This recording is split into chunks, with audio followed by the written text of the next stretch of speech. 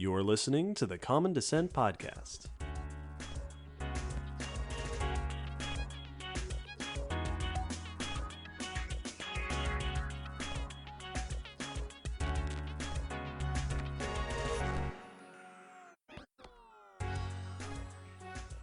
Hello, David. Hello, Will.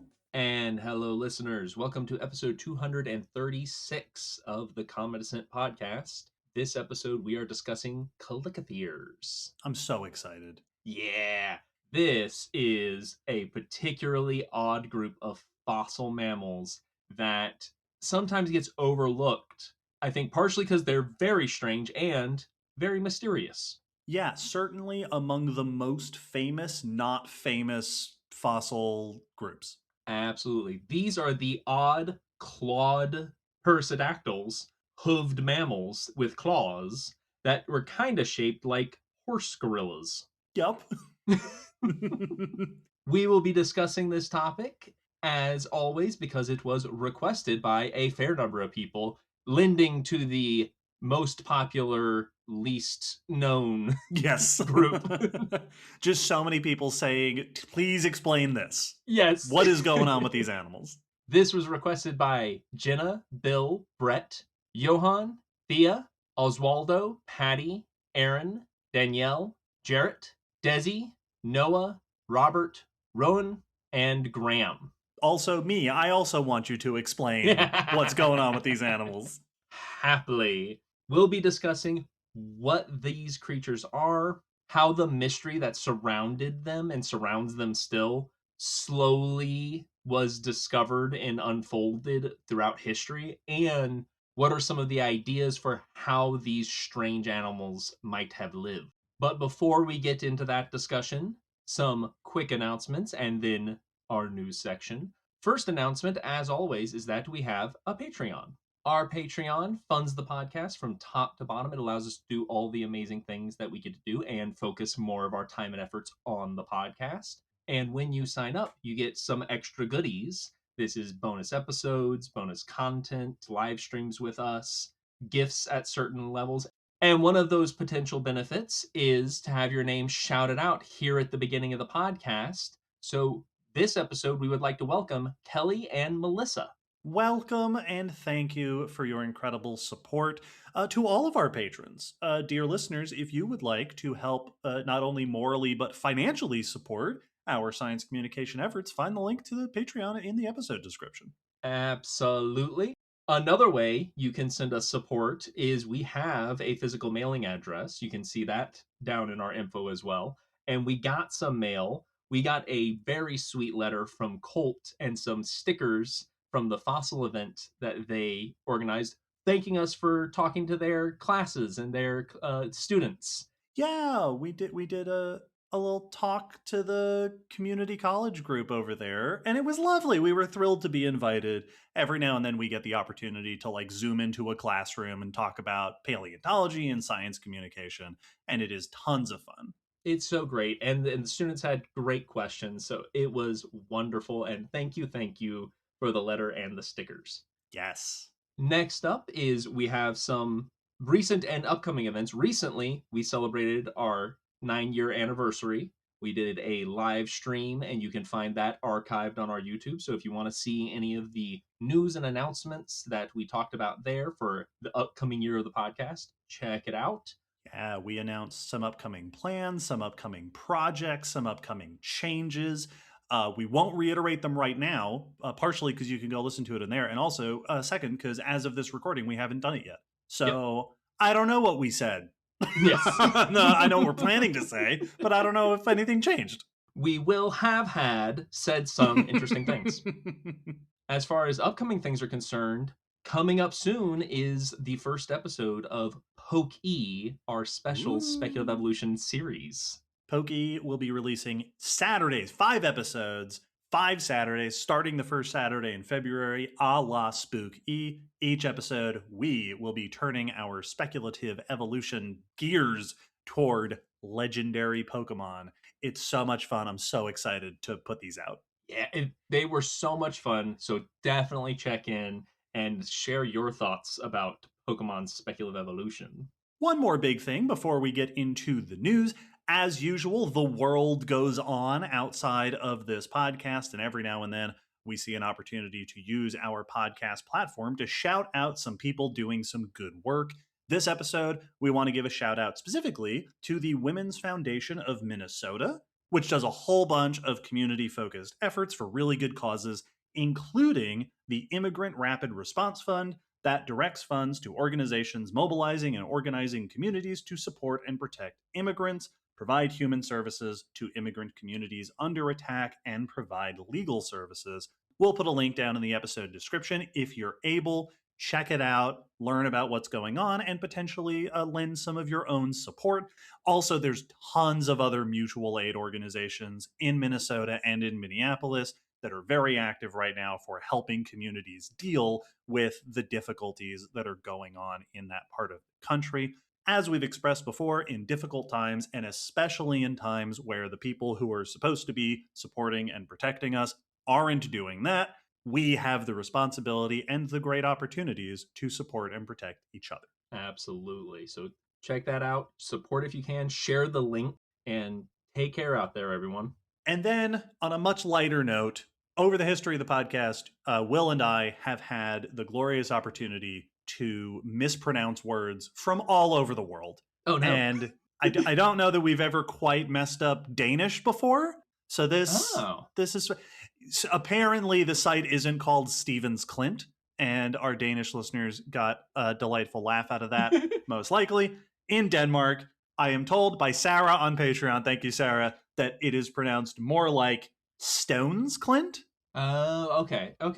As Sarah said, who's Steven? So, and I was stuck on, how did we missay Clint? No. That one I nailed. That one, got it. 50%, absolutely flawless. It was a stumble in the first half. It's Stone's brother, Steven. Yes. Same last name. I know a Stephen Clint. Well, with our announcements done, we can now move on to our first section, the news.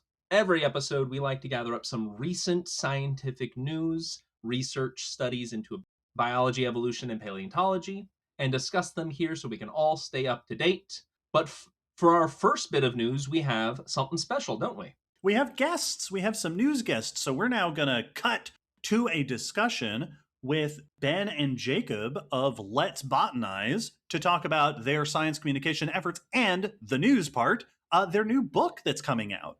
Yet another thing we haven't actually recorded yet. So Will, in the edit, put that in here. Put that in right now. Hello, Ben. Hi, how's it going? Hello, Jacob. Hello. Welcome. Thank you both so much for being here. You have a book to talk about, but before we do that, please introduce yourselves for our audience. Yeah, absolutely. So we're both here as part of the organization Let's Botanize, but I'll introduce myself first. I'm Ben Goulet-Scott.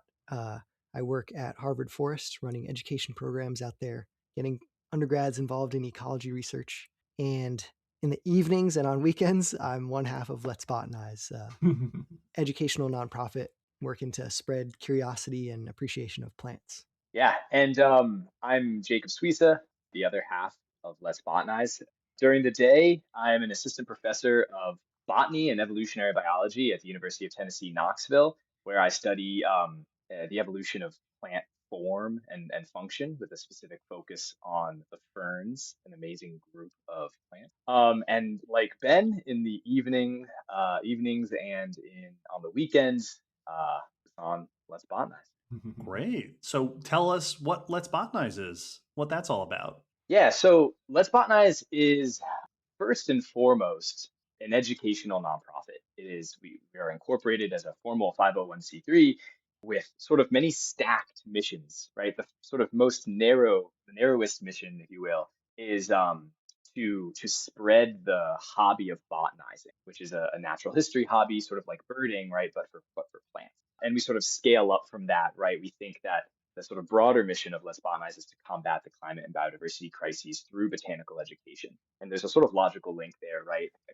Because plants are the foundation of all life on land. Without them, life as we know couldn't exist. A care for plants is a care, right? So this idea of sort of linking an appreciation for these organisms with sort of stewardship, kind of the broad, lofty mission. But the bread and butter of Let's Botanize is science communication. So the way we spread the hobby and sort of attack this mission is by making short format video series and educational photo posts, primarily on social media, but we're diversifying the sort of ways we interact with people.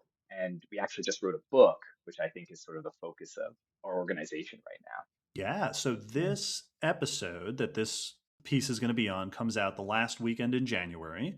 And I believe that means that the book will already be out by the time that people are hearing this. So tell us about the book. What are people looking for if they are looking for this book, and what can they expect when they open it? Yeah, so the book is called Let's Botanize, and it has a subtitle 101 Ways to Connect with Plants. And it's the elevator pitch of the book is it's 101 short exercises to sort of tune your attention to looking at different aspects of plant life. So it's an exercise or a prompt, we call them. A prompt might be, can you find the veins in the petal of a flower? And that'll just get you looking close at a flower, maybe realizing, I got to buy a hand lens and really take a close look at these things. But there are sort of exercises like that. And then after the prompt will be a few paragraphs of us writing about the biology, maybe the development of petals or the evolutionary origin of petals, or that sort of thing, expanding on sort of the botany behind those observations that you're making. Yeah. Yeah, and the sort of overarching idea behind the book, right, is, which I have right here, to sort of like give people a tangible way to sort of get into the hobby of botanizing, right? So it's literally, as Ben was saying, sort of set up with all these 101 prompts, and you can sort of flip to any page, read the exercise, read the prompt, go do the prompt, and then understand a little bit more about like what you're doing, right? Why do we look at plants? How do we look at plants? What are the underlying processes, patterns, and perspectives that we sort of take when we look at these? Yeah, I really appreciate that approach to it. You sent an excerpt of the book for us to look at, and these prompts like, can you find a plant growing on another plant? Can you find a climbing plant? And it really makes me remember a conversation that was had on Leave It to Us, our spinoff podcast, where our friend Allie, both Allie and Nora, were asked for advice on how do you start understanding plants and how do you start getting into them. And the advice that Allie and Nora both agreed on was you have to go out and look at plants. Yeah. You like pick a plant to follow, pick a thing to find. And this book feels like that advice in a book. Yeah, that's exactly right. It feels like if I had this book, not in my pocket because it's a full size book, but like in my backpack, it's kind of like having a botanist friend to point out a cool thing and then explain the science behind that cool thing. Yeah, that's exactly the goal.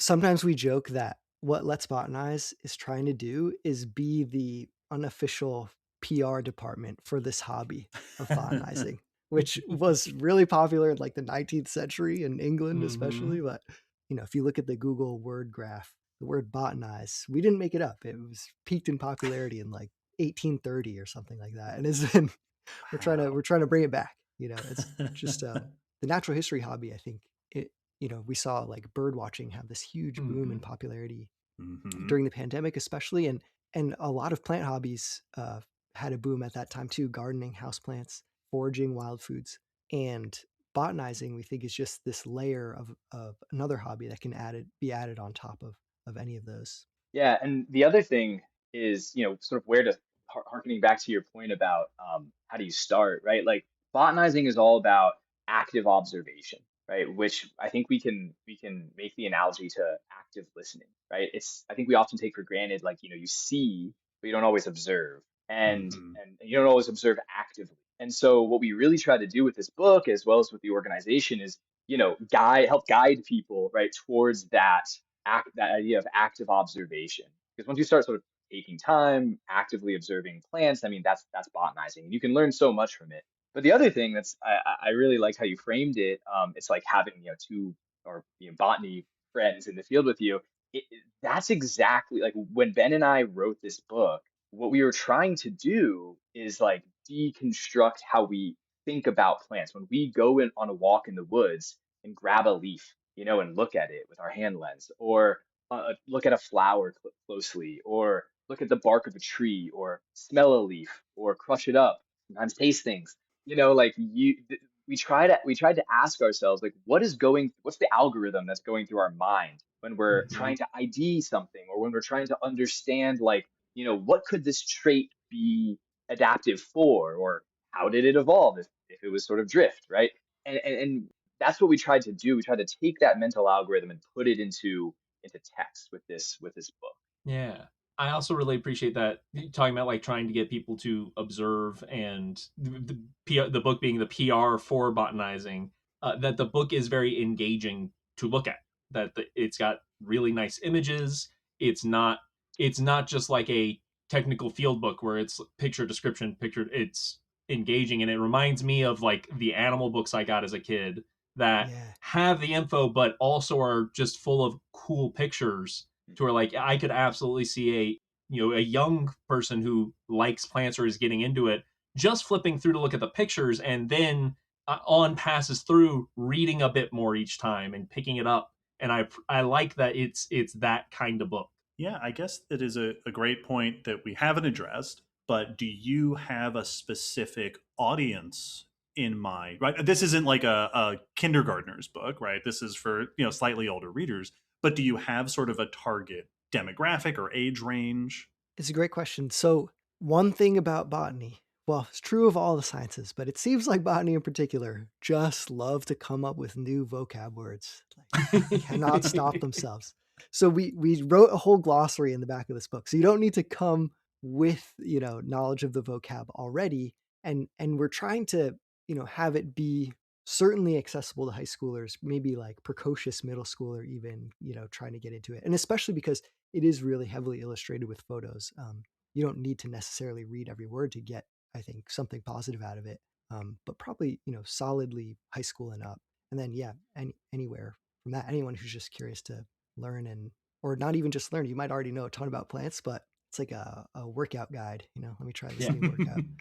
Yeah, and that's one other thing about the book is it's definitely, as Ben said, geared towards, either precocious middle schoolers and up, but even people who have advanced degrees in botany, this book is for them as well, right? Because it's like these prompts they're evergreen, maybe to use a Hmm. pun.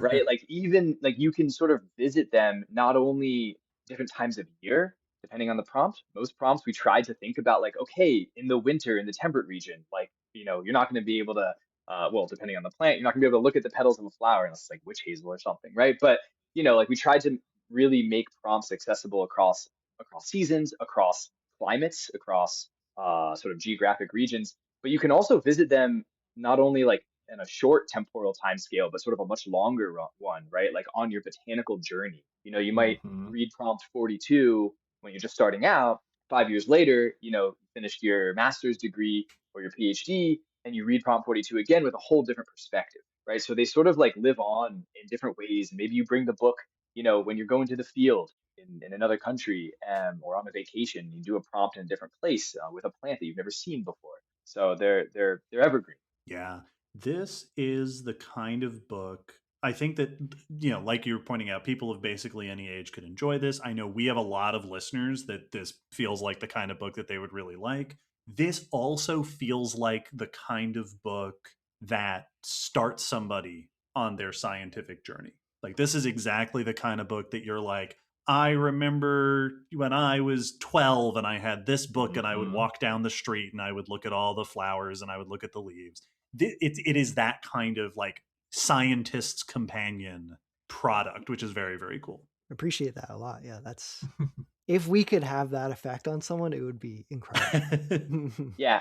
So I have a friend who she's just finishing up her master's degree at University of Edinburgh.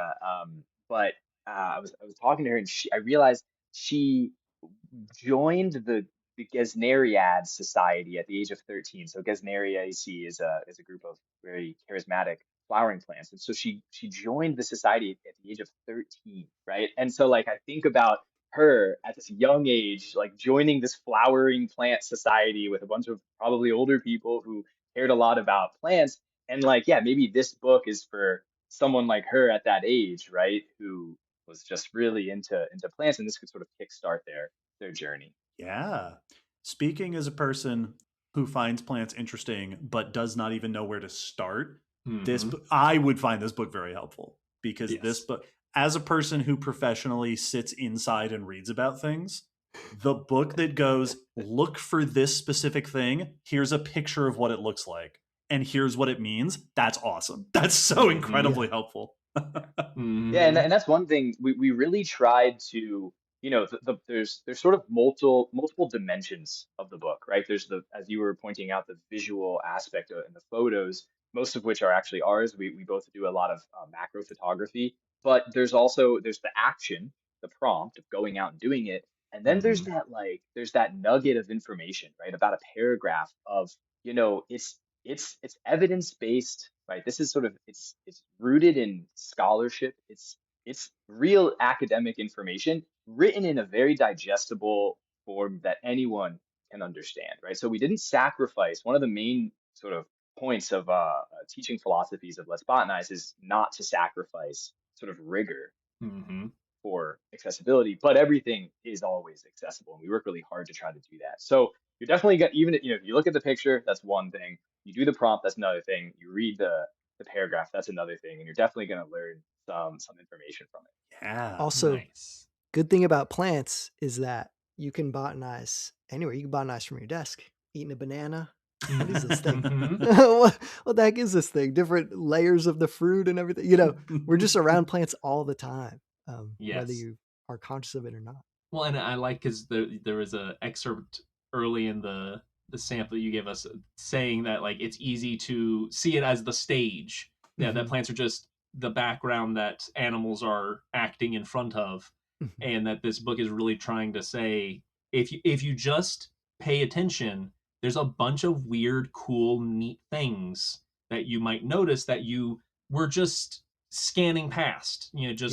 Just not even registering that you're walking by every day you go down the sidewalk or in your backyard or wherever it Or in your is. kitchen. Yeah, exactly. Yes, yep, your house plants. Mhm. Yeah, we often say that no shade thrown on other natural history hobbies. We love them all, but we often say that botanizing is the most accessible, right? Plants are everywhere. Mhm. Mhm. They don't move. For the most part, we're all actually quite familiar with their morphology and anatomy, right? Think Mhm. about wood and think about when you're cutting up a tomato or a cucumber or eating a salad or eating a fruit, right? Like we understand different botanical parts sort of they're inexorably linked to our daily lives. Mhm. And so, as Ben was saying, right, you can botanize, yeah, in a pristine forest, primary forest with huge trees and such. But you can also botanize on your sidewalk. You can botanize in your kitchen. You can botanize, at your desk, looking at the grain and the wood, right? It's a very accessible natural history hobby. Yeah. So, as you mentioned before, the book is sort of the big focus of Let's Botanize at the moment. Just briefly, what else is Let's Botanize working on? Are there any other things sort of in the works? What's coming up for Let's Botanize? Yeah, great question. So we keep doing our social media thing. For now, releasing videos and photos regularly. We try to hit a weekly schedule with those. And another thing that we're really excited about right now is a year ago, last spring, we started an internship program. So trying to sort of take some of the things we've learned and developed in terms of doing science communication and have one or two college students join us remotely as an intern and work with us, see behind the scenes a little bit, and learn a little bit about our approach to science communication. Very That's cool. awesome. I think one other thing we're really excited about is diversifying the way we interact with people. And so, I think we all recognize the fragility of social media platforms Yeah. for a Mhm. variety of different ways. I mean, they're great, right? They've sort of it sort of created our organization in some capacity, and I think a lot of other science communicators, can relate to that. But they're also, yeah, they're ephemeral, and they're you're beholden to these, large corporate fill in the blanks, whatever you want. And so we're really trying to think about, what are ways that we can sort of, yeah, diversify the way we interact with people. And so the book is a physical one, and we're trying to, write monthly blog posts, and we're also just trying to think about cultivating and creating botanical tools for people to sort of go out and do botany. So there's a variety of different things we're thinking about, and it's an exciting time, I think, for the organization. Wonderful. For all of our listeners who are intrigued and want more, where can they find you, Let's Botanize, and where can they get the book? Yeah, so social media, we're on Instagram, TikTok, YouTube, at Let's Botanize is our handle. Botanize with a Z, the American spelling.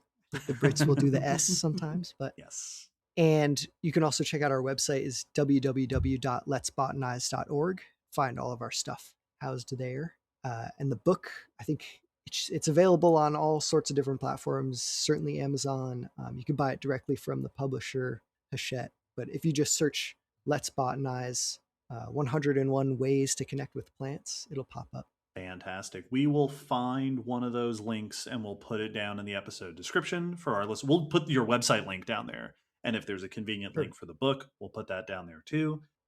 Conveniently, the book and all of your efforts are under the exact same very memorable title. So listeners, just Google Let's Botanize with a Z and you will find it. You'll find it all.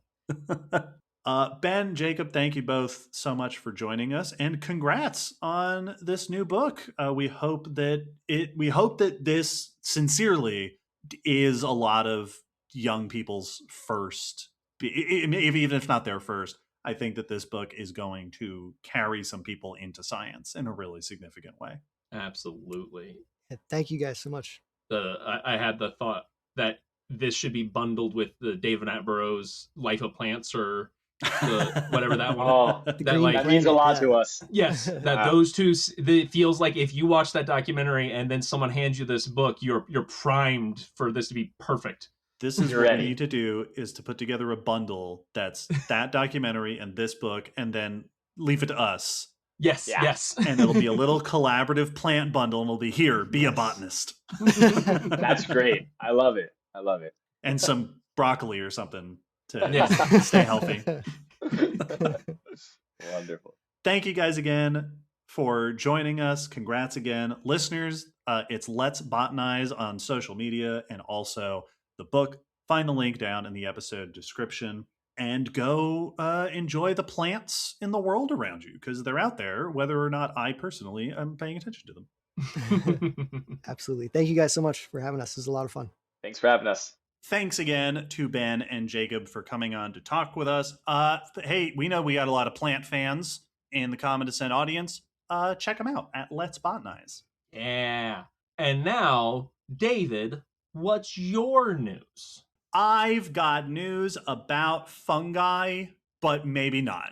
Interesting. Okay. This is research. This is the latest in the ongoing investigation into what exactly Prototaxites is. I got a glimpse of this. This is research by Corentin Laurent et al. In Science Advances. We'll put a link in the episode description to an article on Science Alert by Mike McRae. Prototaxites is a group of very famous organisms that lived on land during the late Silurian into the late Devonian. They were part of the very earliest land ecosystems. And the reason that they're famous is not only were they diverse and widespread, they were the largest land organisms at all for most of that time period. They, at their biggest, they were tree-sized. They were many meters, either tall or long, depending on what interpretation you're going with.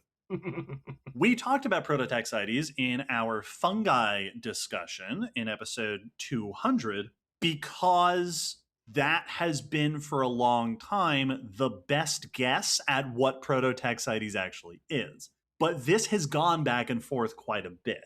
Prototaxites was sort of tree trunk shaped or tree root shaped. It is clearly eukaryotic, right? Complex is a multicellular organism.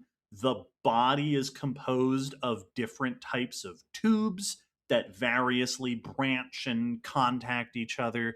They have cell walls. So this is eukaryotic, multicellular.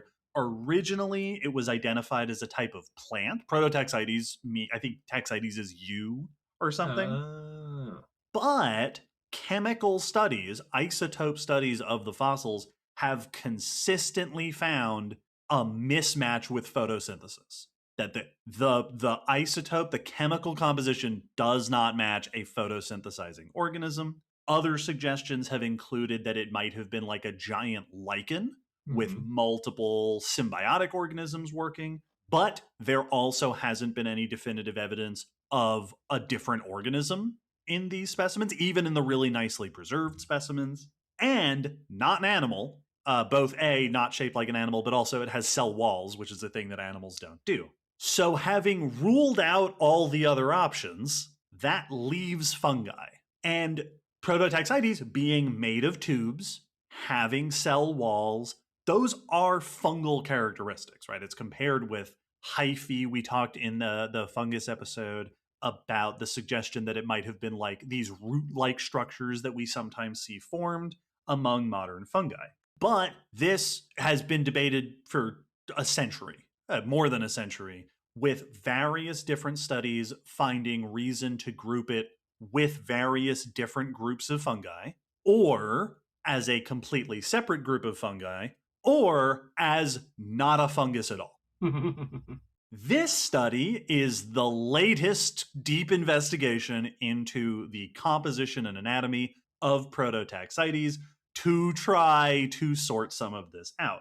In this paper, the researchers did a close examination of 3 specimens of Prototaxites tate from the famous Rhynie chert, excellent preservation of plants and fungi. These are, like most Prototaxites specimens, little fragments, little chunks, including one new one that is particularly large. It's several centimeters in size and well preserved in 3 dimensions. Taking a close microscopic look at these specimens, the researchers identify them being composed of 3 distinct types of tubes. So the bundles, the sort of hyphae-like structures, they exhibit banding very regularly across the tubes, and there are these collections of dense bundles of tubes, both of which are, the authors point out, are similar to the overall structure that we see in things like lungs and capillaries. The sort of shape you see in structures that are for the exchange of gas or nutrients or water, that these might be specialized nutrient mobility structures in Prototaxites, which they point out might be part of why they were able to get so big. That they had this sort of sophisticated network. This is around the same time that plants are evolving vasculature, which allowed them to do the same. However, they also point out that these structures are not known in fungi. This is not something we see in fungus. Also, they point out that the microscopic and chemical composition of all these different tube structures is the same, which suggests they are all one organism, that there is no evidence here for a symbiont mixed into here, for that lichen idea. So all of that, interesting insights into just the anatomy, the lifestyle of Prototaxites. They also did a chemical analysis basically to figure out what molecules and elements is Prototaxites made of.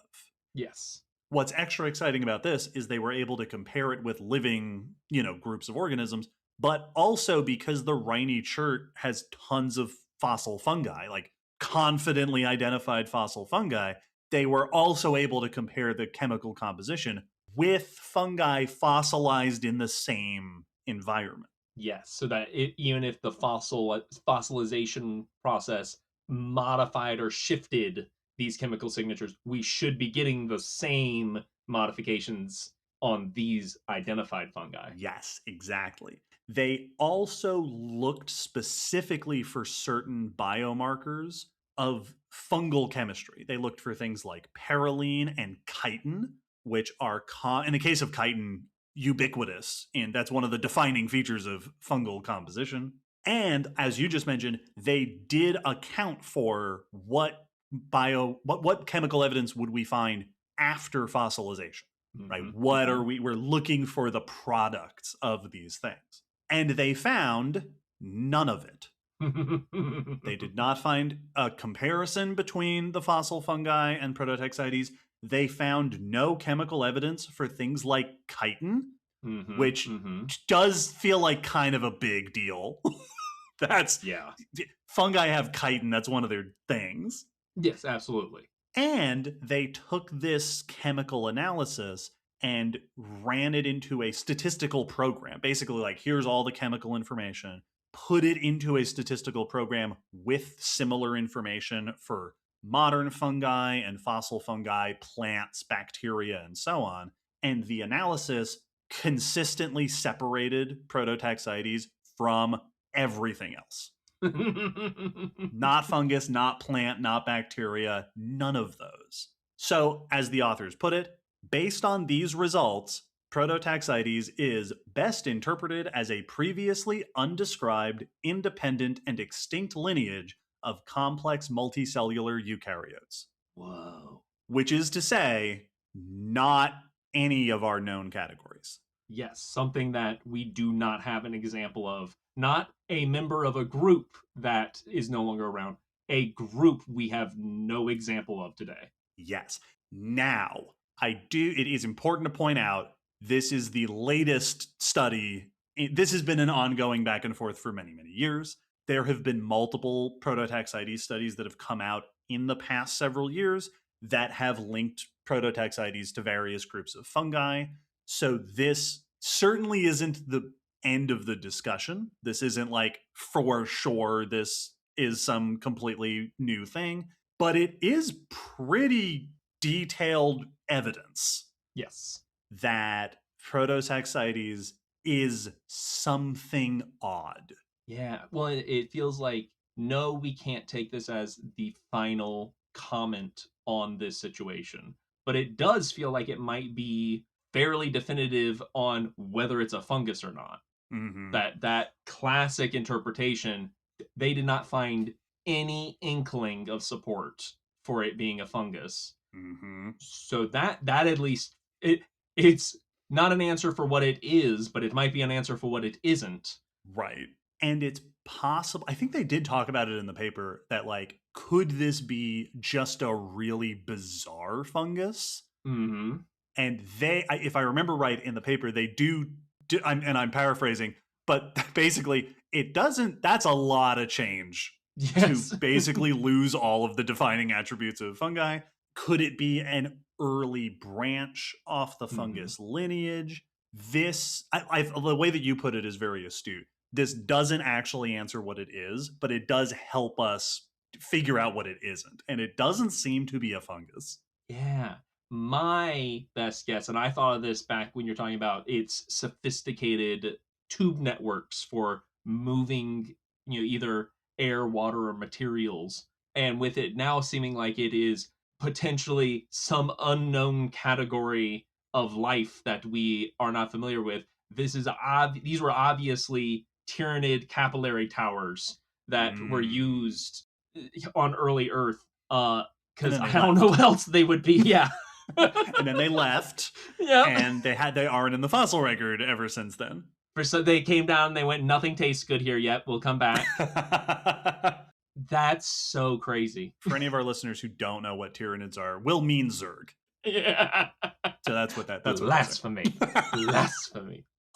So it's a fun update to sort of a state of the debate with Prototaxites. As of this month, the most recent evidence is weighing in the direction of Prototaxites being neither plant nor fungus nor bacteria. And if you're wondering what does that leave, great question. Yep. Which is, like, we've gotten questions like that before of, could there have been multiple origins to life? Could there have been, groups, like there's groups, we have questions like that with the Ediacaran biota of, were you predecessors to animals, or were you something else that died off before animals ever showed up? And we don't have any example of that form of life. That's definitely something that can have happened, especially in those early years of Earth. It's just very hard to confirm that, since we don't have any evidence of what that would be. Well, and if it is a separate branch of eukaryotes, then presumably it would have originated around the same time as the other branches of eukaryotes, which was Yes. 500 million years before this. So there should also, this is the other thing that makes Prototaxites mysterious, is there are several identified species of Prototaxites, but then there's not a lot else like Prototaxites. There are some other, I believe, like Silurian things that have a similar structure. The nematophytes, I think, is the sort of collective group. But outside of that, we don't have a lot of other Prototaxites-like things. So for the moment, it's just sort of floating in the middle of nowhere on the family tree of life. Insane. Well, my news is not nearly as trippy as that, but is funnier to imagine. Which is that, according to this research, the giant fossil kangaroos that once lived in Australia might have been able to hop. Ooh, yeah. fun. This is research by Megan Jones et al. In Scientific Reports, and the article is a press release in sci.news. So, kangaroos, you might have heard of them. Very famous hopping mammals, the largest hopping animals alive today. The red kangaroos can get up to be like 90 kilograms, so 200 pounds. So that's the size of a grown human adult. That's my size. But there were giant kangaroos in the past. Even gianter kangaroos. Truly humongous. In the Pleistocene, there were giant members that sometimes doubled the size of today's kangaroos, with some reaching estimated sizes of 250 kilograms or 550 pounds. These have often been assumed to have been non-hopping kangaroos. Just too big. They seemed like they were very heavily built, and it's just been kind of said that, these would have evolved out of being able to hop. And the studies that have suggested this in support of this idea, looking at the body, the anatomy of today's kangaroos and scaling them up, said that the cutoff for hopping ability would be 140 to 160 kilograms or 300 to 350 pounds. Yeah, we talked about this in episode 193 about hopping. That it has been that has been the general consensus. There is an upper size limit to efficient hopping. Once you get past a certain point, it just is no longer considered energy efficient to jump around. Absolutely. But these studies were scaling up today's kangaroos to the sizes of the giant kangaroos. And it's been pointed out that the giant kangaroos are not shaped the same as today's kangaroos. They have different proportions, different anatomical features. So this study wanted to look at the actual anatomy of the giant kangaroos and ask the question, could these bones handle the stresses of hopping?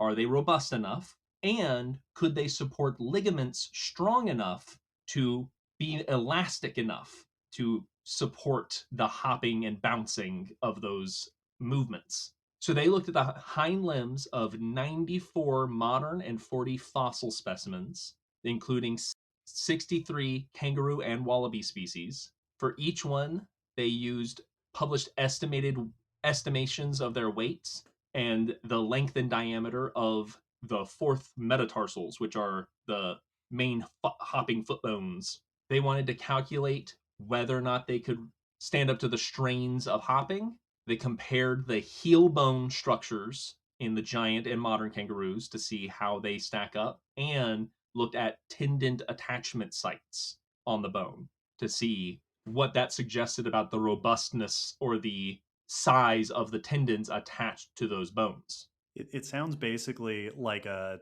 automotive safety Yeah. investigation where you're like, all right, let's give this thing a once over and make sure that it can handle the stresses of operation.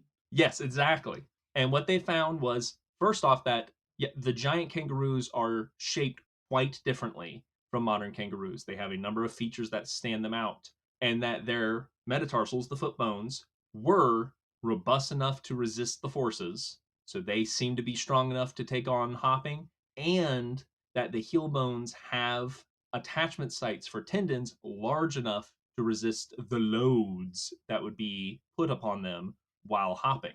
This suggests that the back legs of these giant kangaroos could stand up to hopping, Mm-hmm. that they would not snap or strain or break under the repeated impact of hopping. Now, does this mean they were hoppers? That we can't say for sure. It is unlikely that they were regular hoppers because even with all of this at that size, and as you said, they would be inefficient energy wise. They don't get the benefits of that long term hopping that today's kangaroos get for that long distance travel. But it is possible that they could have used it for sporadic hopping. So more like a kangaroo rat to avoid predators or something like that. That hopping could have been for short bursts to get away from danger and not long distance travel as much, but still a viable option for these giant kangaroos. We've talked a bunch in the past about one of the big conundrums in paleontology, the question of could an ancient animal do something and would it do that thing?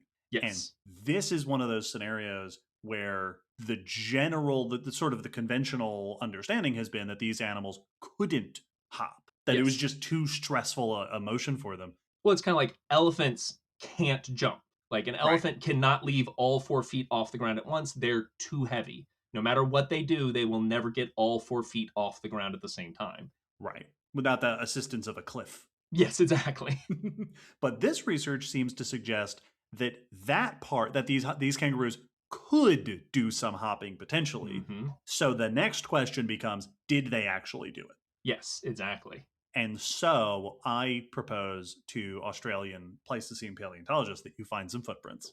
Yes, absolutely. We talked about footprint fossils of hoppers in episode 193, and if I remember correctly, I don't believe there are any known kangaroo trackways, like fossil hopping trackways. Not that I've ever heard of. So someone someday is going to find a trackway of giant kangaroo feet.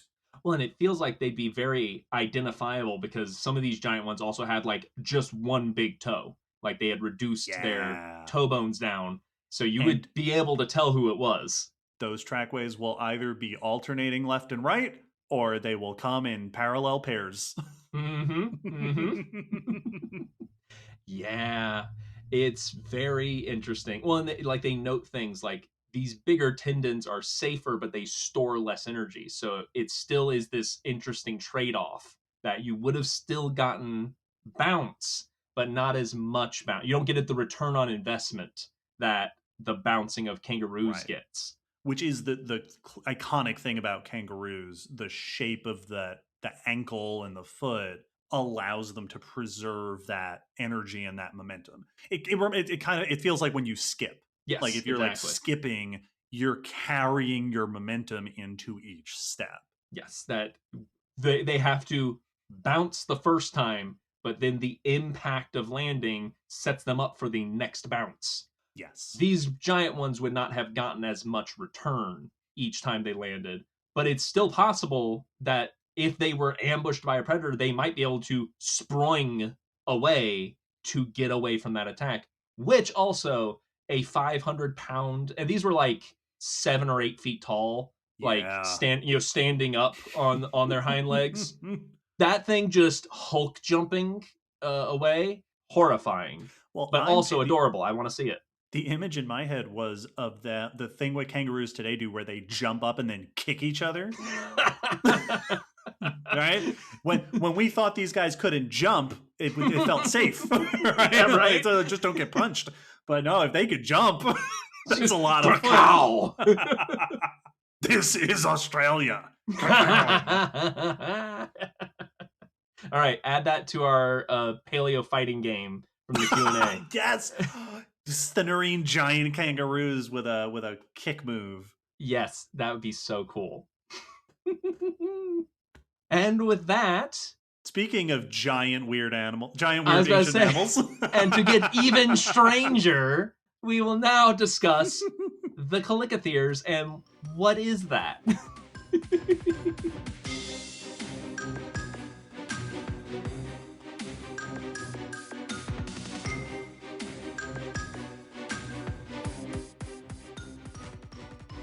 So Chalicotheres are one of those interesting fossil groups that I feel like are medium famous. yes, I would agree with that absolutely.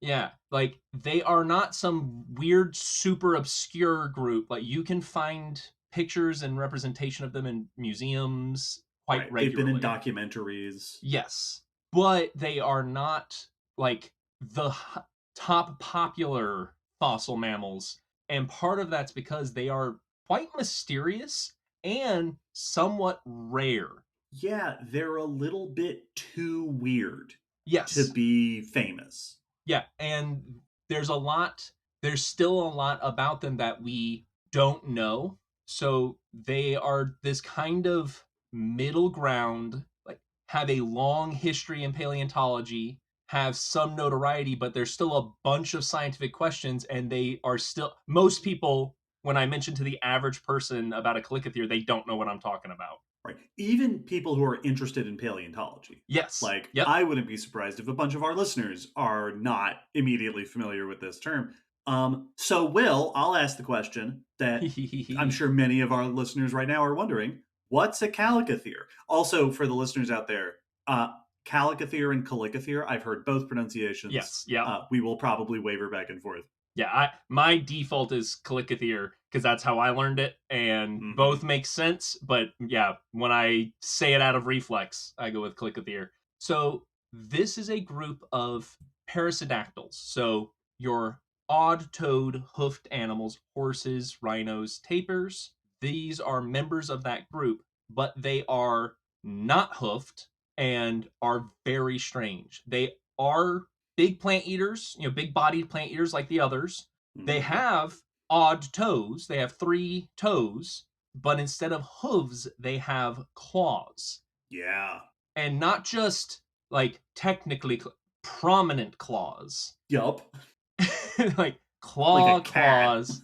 Yeah, like these are notable claws, and we'll talk about how notable they were as they were discovered. And they have very odd proportions. They have these longer front arms, and some of them have really long front arms. So they are these kind of bear or gorilla shaped cousins of horses and rhinos with clawed feet and hands, but still were plant eaters. Very unusual animals. Yeah, they're often you'll often hear when people try to explain what they are real quickly, and I think we've probably done this on the podcast, is refer to them as gorilla horses or sloth horses. I pulled up a picture for my own reference of a skeleton of a Chalicothere, and it's so my brain wants so badly to interpret this as a horse because it looks it's almost there. And if I scanned over this really quick, I'd probably go horse. But the more you look at it, the more is wrong. This is a not horse. The skull's a little bit off to be a horse. The legs are they're just the shape, even the slope of the back, the whole. It's a twisted horse. Yeah, and that the experience you just went through is very much what the scientific history of these animals is like. Yes, I think is maybe the thing that is most famous about Chalicotheres. If they are famous, it is less for their own actual features and fossil record and more for how the scientific community has responded to them over time. It's kind of like hallucigenia, the famous Cambrian fossil, which is a really cool animal that is most famous for confusing scientists. Exactly. Yeah. these have a very sorted history of how we've come to understand them because they were so unlike anything we had found at the time. Yeah. It also is because their fossil record is not great. It is not a particularly robust fossil record. They have a very long fossil record. They showed up in like the Eocene and were around until the Pleistocene. So a good 50 million years or so of fossil record. And they were wide ranging. There are remains found in Asia, Europe, North America, and Africa. So they ranged across the entire northern hemisphere and dipped down into like Central America and Africa. Yeah, so about as widespread as horses. Yes, exactly. So we have the setup for a robust fossil record, and yet most remains are very fragmentary. So, like, just a few elements, some teeth, some claws, maybe a jaw, maybe some limb bones.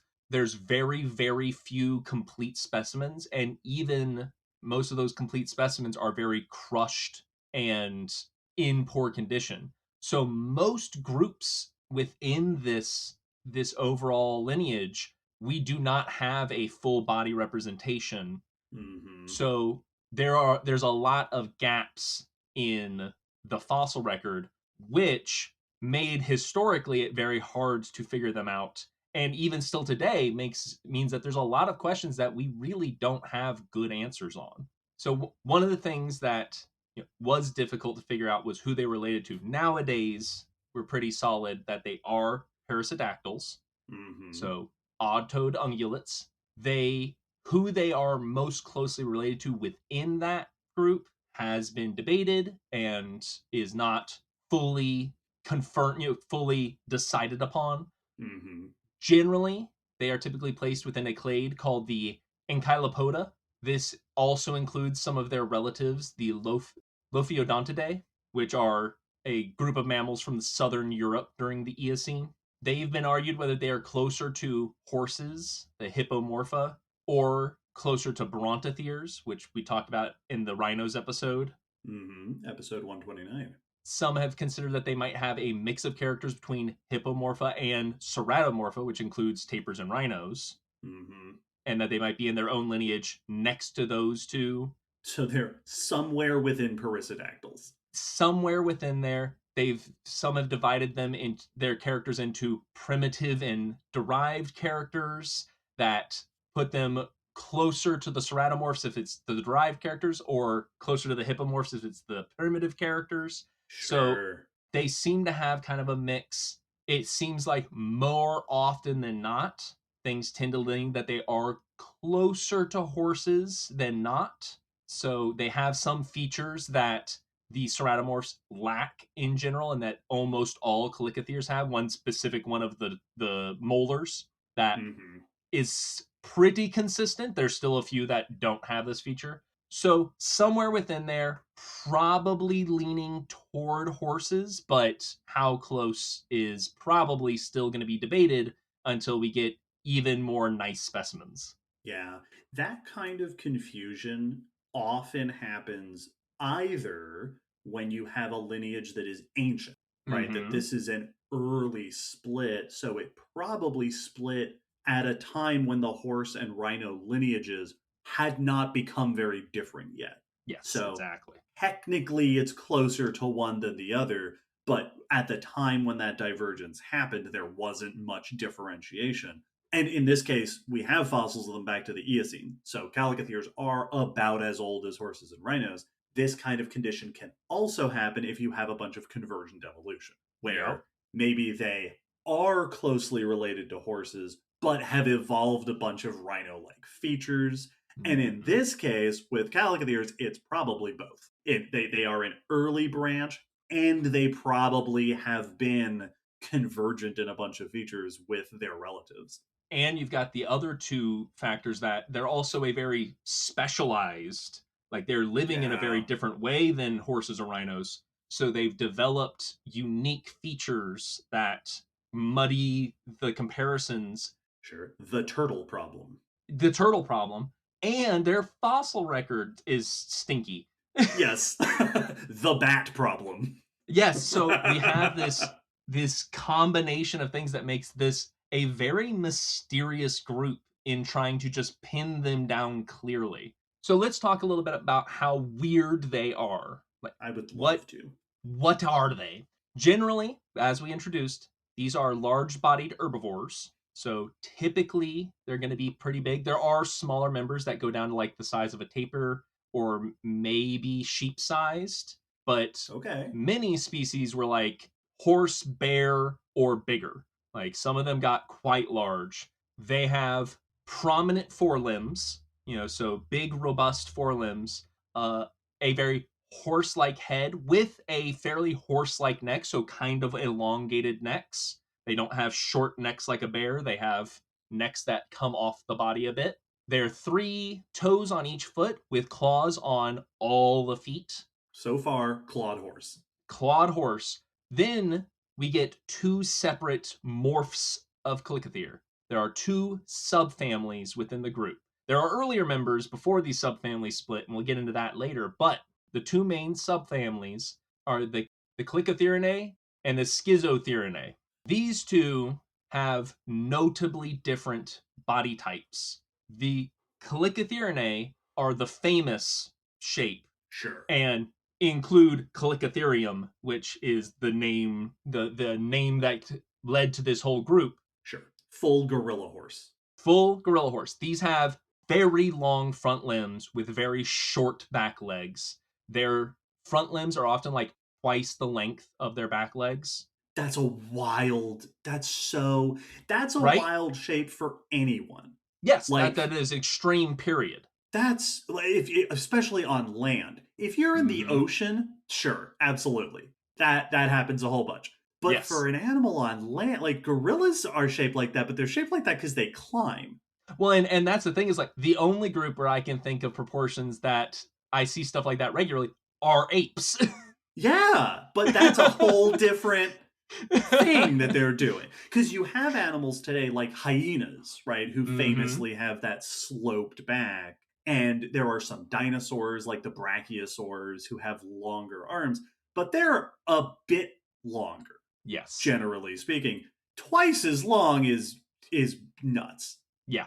So very long, very gorilla-like front arms. They also had very mobile arms, mobile shoulder joints, very hook-like claws. Mm-hmm. They had shorter necks, so they seem to be very gorilla-shaped in many, many regards. These are only known from Europe and Asia. They did not reach the Americas, so we did not get any of the really cool gorilla-shaped ones. All right. We did still get some neat ones, but not the cool gorilla ones. And some of these still got quite large. Anisodon stood about 1.5 meters or 5 feet tall and weighed like 600 kilograms, so like 1,300 pounds. So horse-sized. So horse-sized, but Mhm. gorilla-shaped. Yep. Also, we do keep saying gorilla as the comparison, but I think that does ignore the fact that it has claws, which Yes. is a really important because gorilla horse it does a lot of the job, but both of those do overlook the fact that all of its hands and feet have claws on them. Yep. Though to reinforce that comparison, based off of the anatomy, it is likely they knuckle walk. Yeah, that I've heard. And I wasn't sure if that was going to come up in this episode as like actually, we don't think that anymore. Yeah, it does seem that the Chalicotheres knuckle walked, at least generally speaking. Oh, so knuckle walking, dear listeners, is a behavior that is really a gorilla thing. I think Yep. chimps do it, but Yeah. like I think gorillas and chimps are the species that do this. Yeah. Which is walking not with the hands flat on the ground, but with a fist, right? That you've made a fist or at least curled up the fingers and you're walking on the curled fingers. Yes, exactly. Which is pretty I don't know of any other groups that do that because this has come up with early hominins. There have been some like early human ancestors that have been suggested to knuckle walk, but some researchers have looked at that and gone, well, But knuckle walking is pretty distinctive to like gorilla style life. And Yes. it might be unlikely that any other apes were even doing it. So if these guys were knuckle walking, that's bizarre. That is Yeah. really interesting. The biggest indication for it is that it doesn't seem they would have been able to put their palms flat with the way the claws are curved. Sure. Well, because you're an ungulate that evolved claws. Mm-hmm.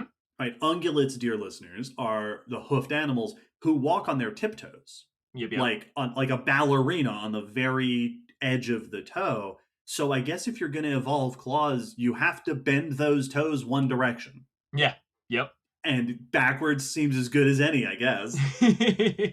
So they seem to knuckle walk. Now, all that being said, the other group, the Chalicotheres, don't seem to knuckle walk. Their claws were retractable. What? What? Yeah, I didn't they know seem that. to be able to bend them back. Probably not as much as a cat, where like they hit away, but enough to walk digitigrade on the flats of their fingers. So I don't have a comparison for that. That's not. That's so retractable in the way that like velociraptors' claws are retractable. Those big claws where they can lift it up. They're not necessarily like you said. When you said retractable, and I was like a lion. Yeah. Okay. Probably not that much. Right. But enough that they're not digging into the ground with each step. That they can walk, relatively flat-footed. Incredible. Holy cow. Yeah. And that fits because this group is not gorilla-shaped. Mm-hmm. They are much more even in the length of their front and back legs. So still had prominent front limbs, so they're not just equal, but think more like a bear than a gorilla. And they seem to be much more for walking around on all fours and better at that. This group was also more widespread, found Asia, Africa, and North America. Okay. So this is the group that made it over here. It also includes the biggest members. Things like Chalicotheres got up to be like 2 meters at the shoulder, 6.5 feet. But things like Meropus, which is one of the most famous because it is the most common known from here in North America. That's the one, the skeleton that I pulled up as a picture for a reference because we have full skeletons to look at. Exactly. This is one of our best known. It's also among the largest at 2.4 meters at the shoulder, 8 feet tall, and body mass estimated at over 1,000 kilograms or a ton. Here's the thing that I don't like that you've described, that the ones that are 8 feet tall at the shoulder are the ones that don't have preposterously long front arms. No. Because if you had said the other ones were 8 feet, I'd be like, oh, okay, but they're like holding themselves up really high. No, these ones are bear-shaped. This is just a bear-shaped animal that is 8 feet tall on all fours. Exactly. Yep. So it's like a tall rhino, basically. Yes, exactly. That size range is like modern rhino sized, but a tall version of that. Yes, precisely. So these had some big members, and they were shaped different in a couple other ways. They had longer necks. Okay. And faces that sometimes hinted at maybe having mobile lips or even a long tongue. So they seem to be much better at reaching with the neck and face than the other group. Cool. That is a thing that actually makes a whole lot of sense because especially like rhinos and tapirs. Yep. Are very notable for like tapirs have a trunk, but even rhinos have very mobile lips. Horses have very mobile lips. Very flexible tongues for grabbing at food. So that I'm fine with. I'm okay. Yes. Accepted. All right. Now I'll make them weird again.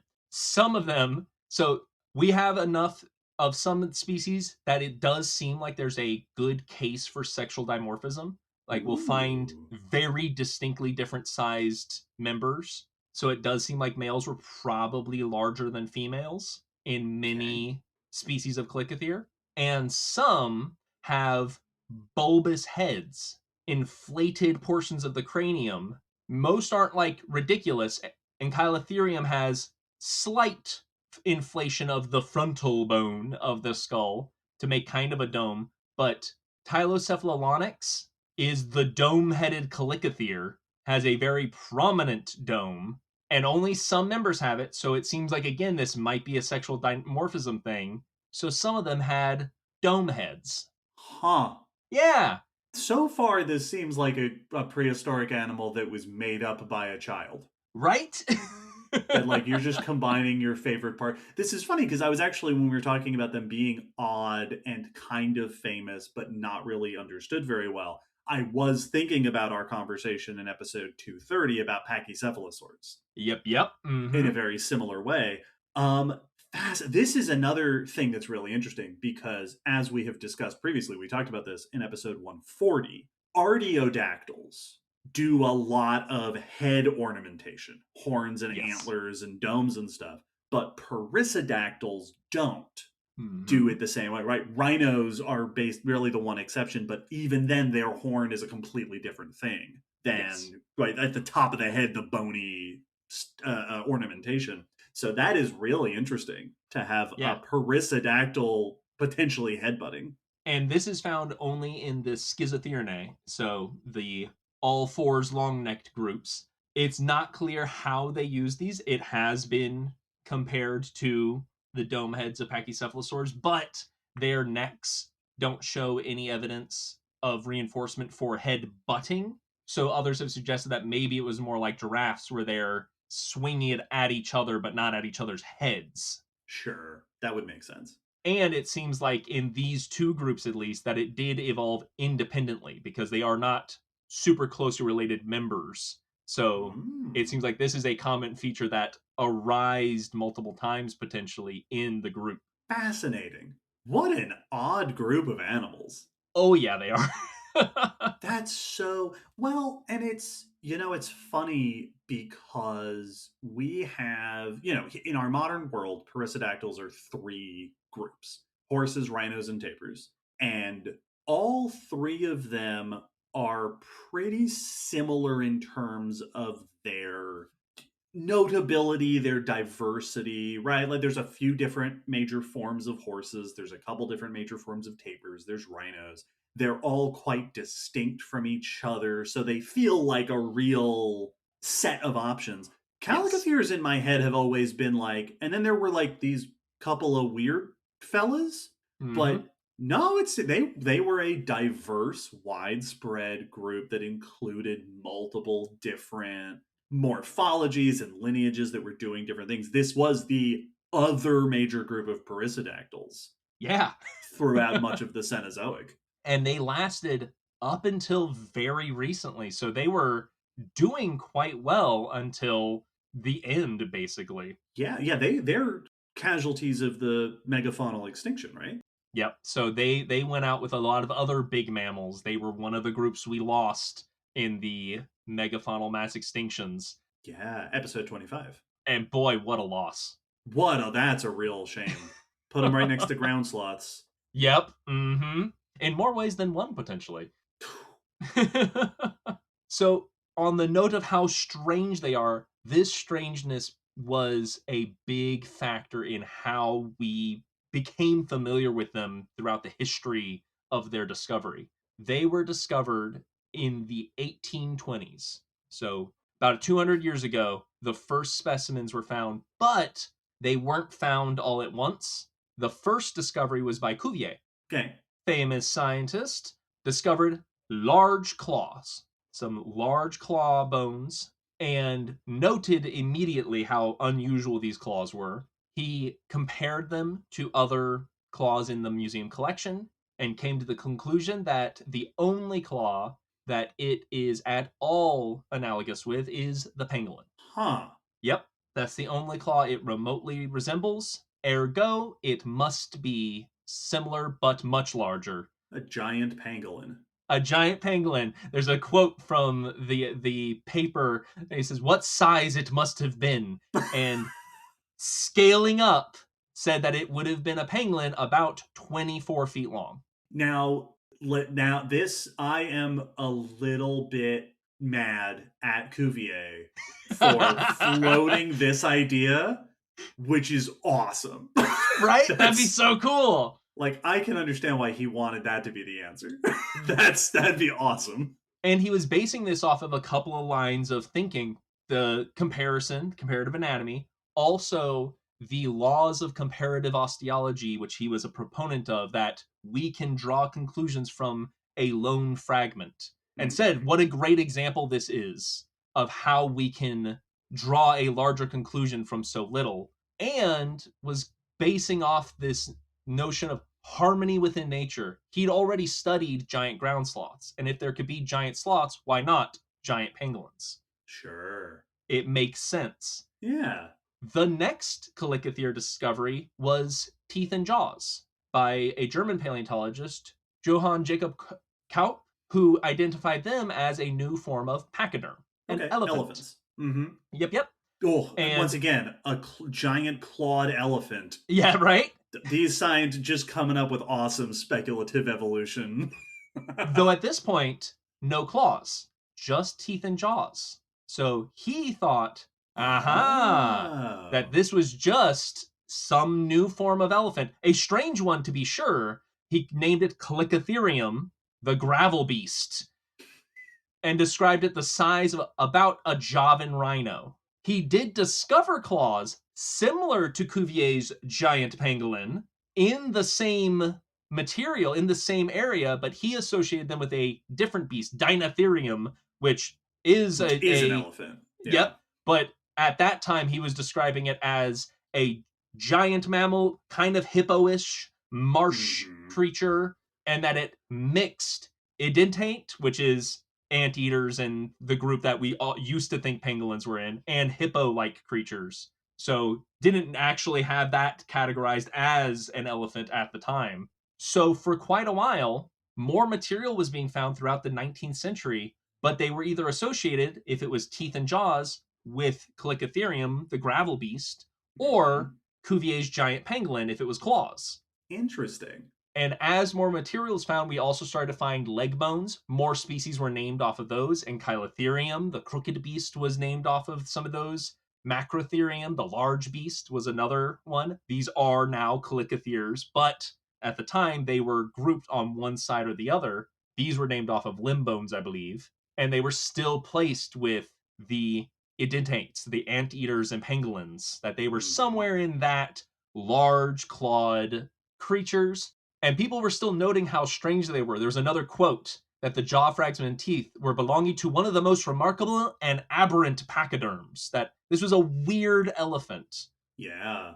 Well, really an instance of finding the best fit and knowing even then that this does not seem like a great fit. Yes, absolutely. This is super weird. Like if this is an elephant, this is a bizarre elephant. It wasn't until the end of the 19th century, 1880s and 90s, that scientists started to link the two, because they were being found in the same material over and over. So often if you found one, you found the others nearby or in similar aged material. They just weren't associated until a bit later. Multiple scientists came to this conclusion separately and kind of simultaneously. Like, it was a lot of people started going, you know what? Maybe there's a reason they're always next to each other. Yeah, these teeth and jaws and these claws. Yeah. Coexisting. Exactly. And finally, in 1892, a compressed, mostly complete skeleton was found of Macrotherium, showing the claws of Macrotherium and the head of Chalicotherium. And they got the proof that they go together, and the group of Chalicothere was set forward. It's this has happened a number of times in paleontology, where you finally found a complete specimen and you go, oh, and then you just get to merge two groups. Yes. And you go, actually, both of these groups, same thing. I'll pile them together. Absolutely. This kind of rocked the paleontology world at the time, because not only was this a major update on, okay, reframing how we're looking at everything, but also it was an extremely unusual creature. Yes. One of the most bizarre fossil creatures we'd found at that time, that we knew of. And it kind of shook, the way people looked at things A lot of people noting it as a textbook example against the Cuvier notion of correlation of parts, that all parts of an organism work together in a very concise way. This creature seemed like an affront to that of, well, but you've got plant-eating face and then these massive claws. Those don't go together. So obviously that idea does not hold always. It also gained a lot of popularity just for how strange they were. There's a bunch of great quotes. One paleontologist called them wonderfully aberrant and as grotesque a creature as could well be imagined. And Osborne called them the most unique mammal of the Miocene period. Cool. So people were getting attention there, and it became kind of a cautionary tale. A lot of paleontologists at the time started noting it as, this is why we need to be more careful about over-assuming based off of limited data. Yeah.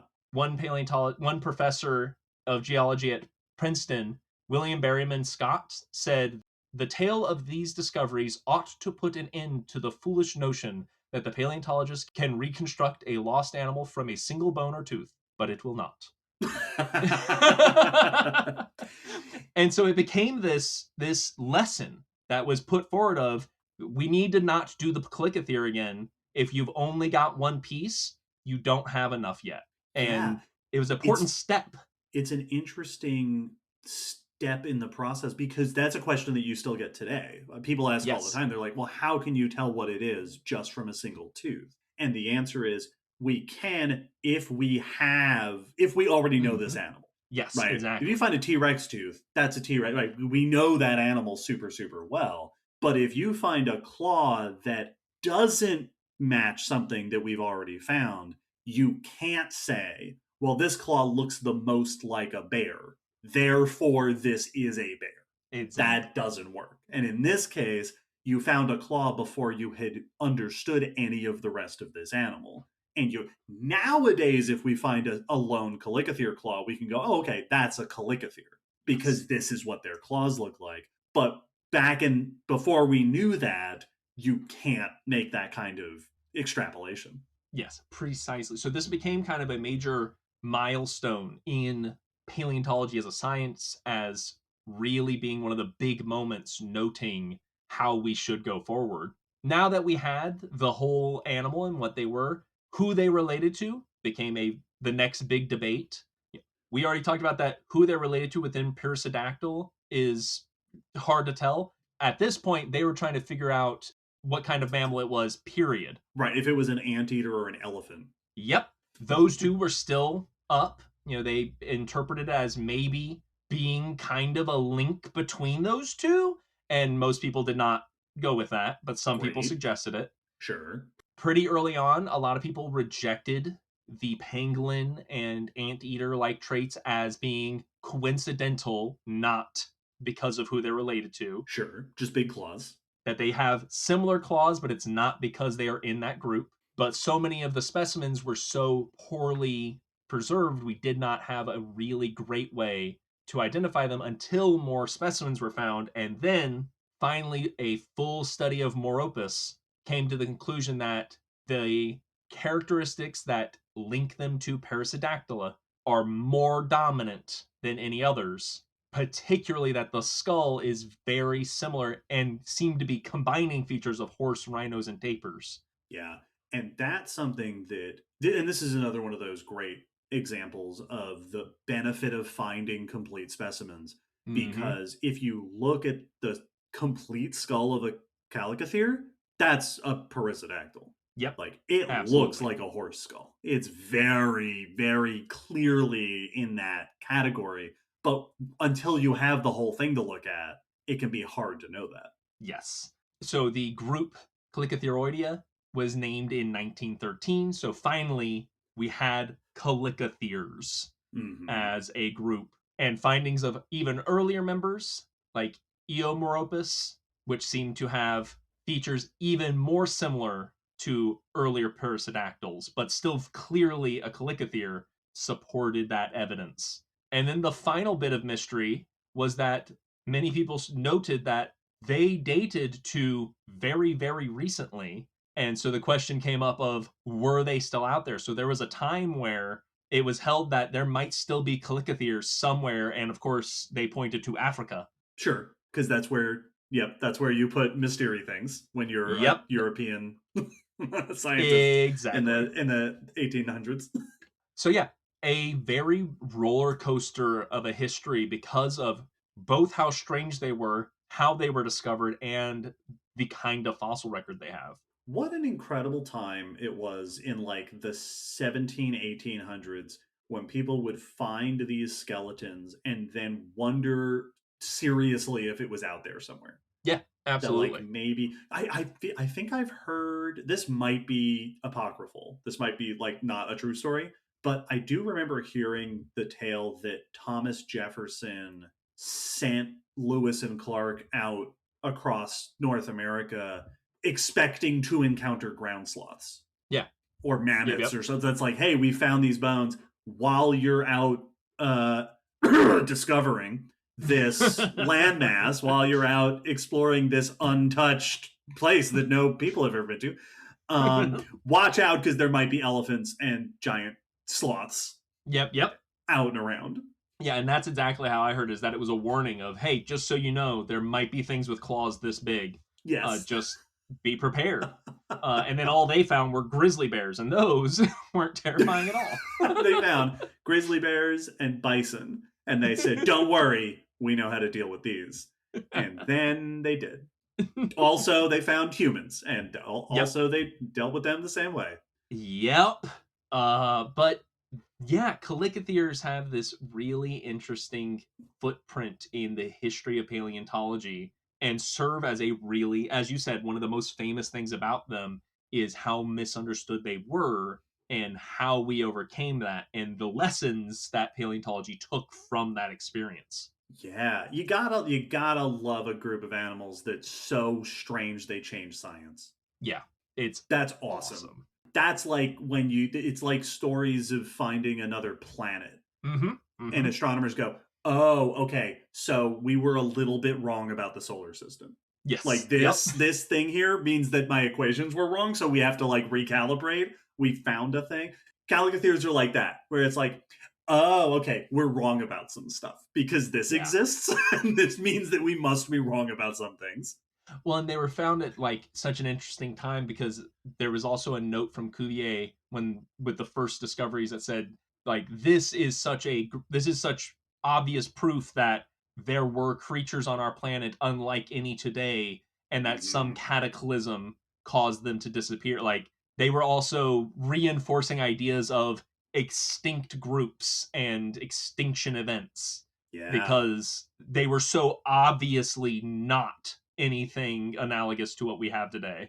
Yeah. And especially if you were finding them in Europe, where it's like, because again, it was very easy, especially at that time, for European and American scientists to go, well, in Africa somewhere, or in South America somewhere, right? In the depths of the Amazon, or in the Congo, or places that hadn't been thoroughly explored or understood by Western scientists. It was easy to point over there and go, who knows what could be in there. But if you were finding these fossils in Europe, then it's like, well, we have a pretty good handle on Europe at this point in time. Whatever this is, it does not live here right now. Yeah, precisely. So they stood out quite clearly. Cool. Well, next we can discuss where Chalicotheres came from and how they came to be, but that will be after the break. How did this happen? Well, who did this? Who did this? Just like in Diddy Kong Racing. Stay tuned.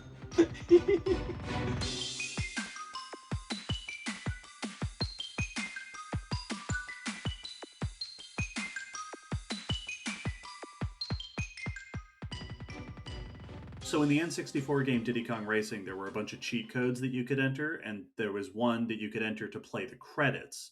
And the code was, who did this? Yes. That's what it was. So Will, who did this? So Chalicotheres as a group get their origin pretty early on in the Age of Mammals, back in the Eocene. The earliest identifiable Chalicotheres can date back to about 46 million years ago. Okay. These are from Asia and are going to be primitive members like Protomoropus. So this, as well as other lines of evidence, seems to support that they started in Asia. Interesting. So they're an Asian group. The early Chalicotheres are often referred to a family called Eomorrhipidae. This group ranges from about 46 to 33 million years ago. They are very clearly Chalicotheres, or at least closely related to the true Chalicotheres. These are in Chalicotheroidea.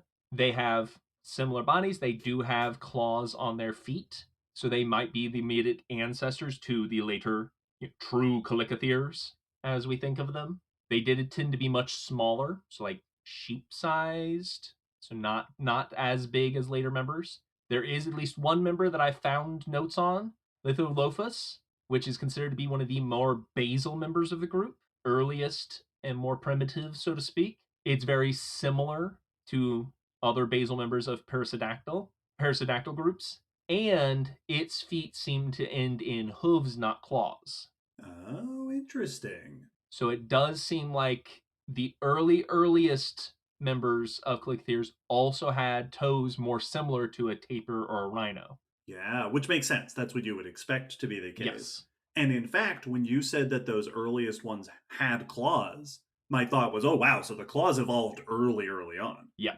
Yes. And it does seem like they still were a fairly early feature. That's the Yeah. only one I found mentioned, and most other things I found talking about it said we don't know whether the earliest members. So this is Right. the only one I saw a mention of. So it might be the only one we know, or that might be not as for sure about this creature, but Right. It might be a close relative that yeah, had retained hooves. Yeah.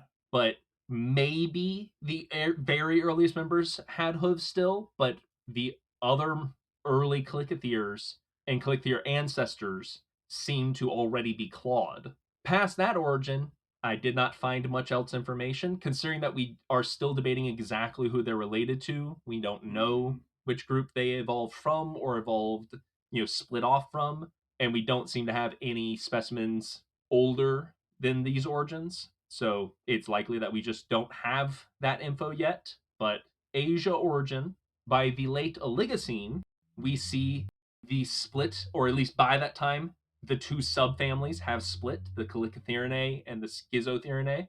These are linked together in the derived Chalicotheres, or the family Chalicotheridae. Sure. True Chalicotheres. True Chalicotheres. It's not yet clear how or exactly what the dynamic was with that splitting. So we still don't have a ton of information on exactly when they showed up. But the first Schizotherinae appeared in the Oligocene in Asia and North America, and the first Chalicotheriinae are known from the early Miocene in Asia and Africa. And the Miocene is when we see them reach their greatest diversity, but it seems like they were never common animals. Yeah, that is. Yeah, Miocene is what I associate them with. Mm-hmm. That's when I think, Yep. around, 10 to 20 million years ago, Chalicotheres were a big deal at that time. But even then, not particularly common, and we still don't have a great fossil record of them. Exactly. So they seem like even during the time, you wouldn't have come across a Chalicothere very easily if you were on safari, that they would have been a Yeah. fairly rare member of the environment. Now, for their dispersal, they ranged quite wide. They started in Asia. We see the first members appear in North America in the Middle Eocene, but these would have been the basal, Eomorrhipidae and stuff, so not the true Chalicotheres yet. But we do see members of the overall group in North America almost as early as their origins. So they were spreading around. It just wasn't the iconic groups yet. Interesting. That is interesting because horses and rhinos start in North America, which would mean either they spread out, gave rise to Chalicotheres, and then some of them came back, or we haven't found those earlier ones who did actually start in North America before they spread over to Asia. Yes. They didn't reach Europe until the middle Oligocene abouts. Then we see the advanced Schizotherians moving into North America in the Oligocene-Miocene boundary, and eventually spreading down into Central America. And then both subfamilies did make it to Africa, but not at the same time. The exact timing seems to be not quite clear.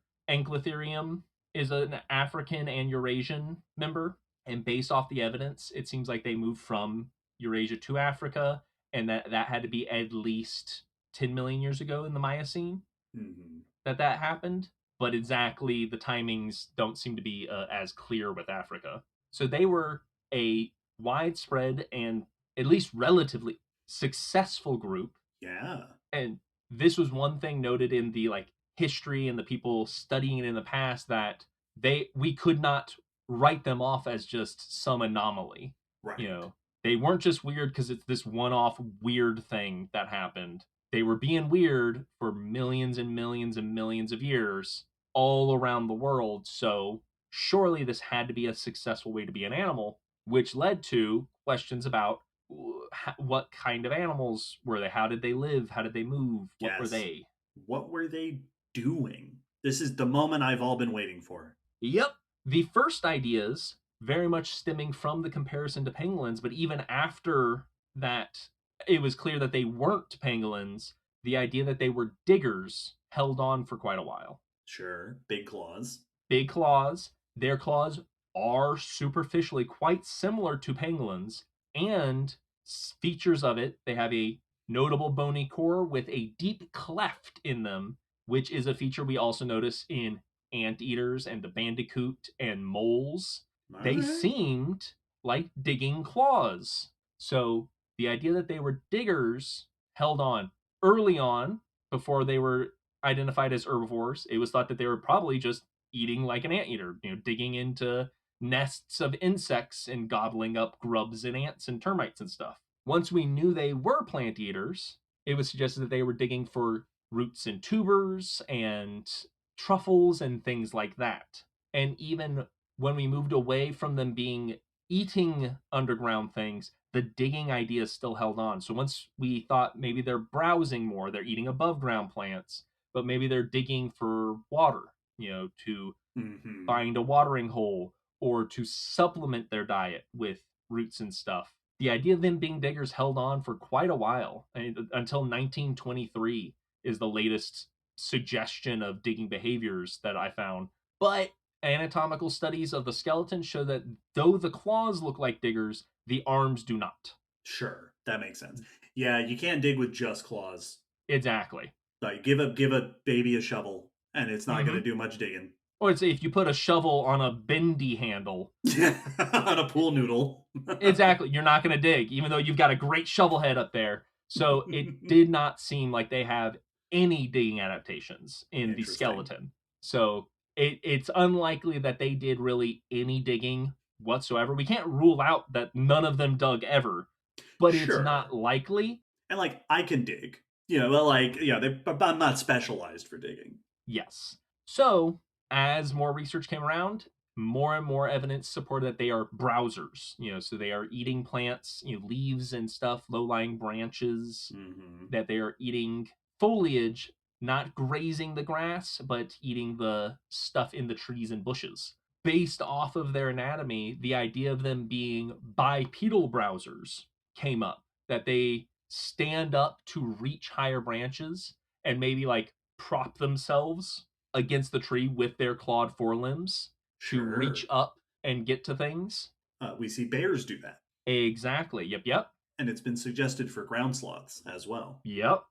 This, also think of antelopes that come up and stand up to get into trees, but them having these claws like those other groups to hold on and balance themselves. We do note things on their hips that seem to suggest some stresses from standing on the hind limbs. Calicites. they've got butt calluses. Yep. From when they were sitting down.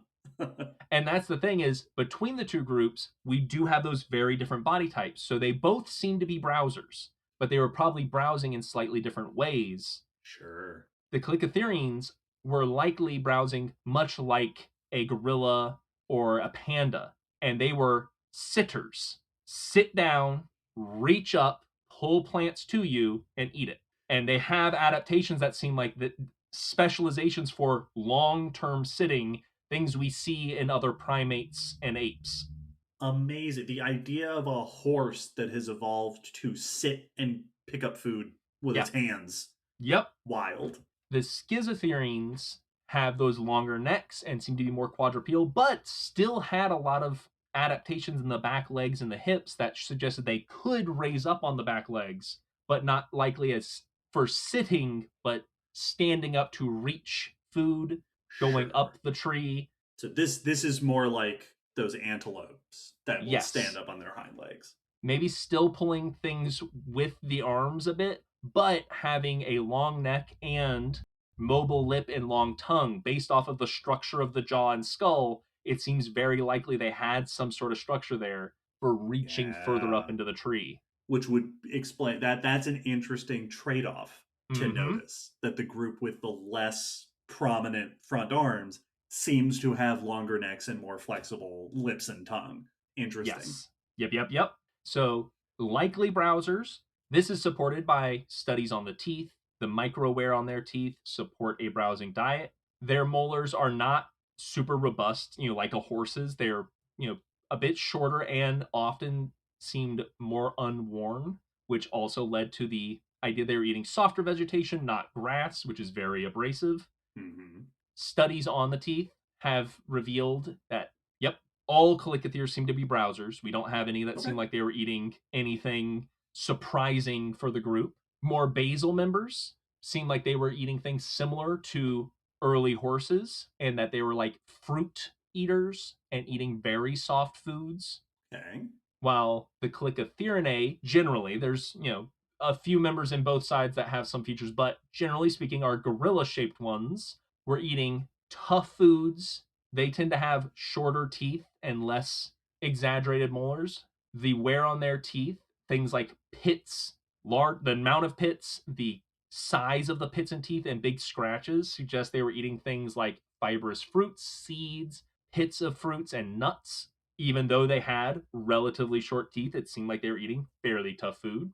And then the Schizotheres had more robust molars and seemed to be eating also tough but different tough food slightly. They had large pits, but as they said, the gouging is more prevalent than puncturing, suggesting that they were eating food like twigs and bark. Sure. So all seem to be browsers and specialized for fairly tough foods, not just soft leaves. Yeah, which is also true of gorillas. Yeah. They eat relatively tough materials. They also show the interesting relation with that in the Chalicotheres, they lose the upper incisors and retain the lower incisors.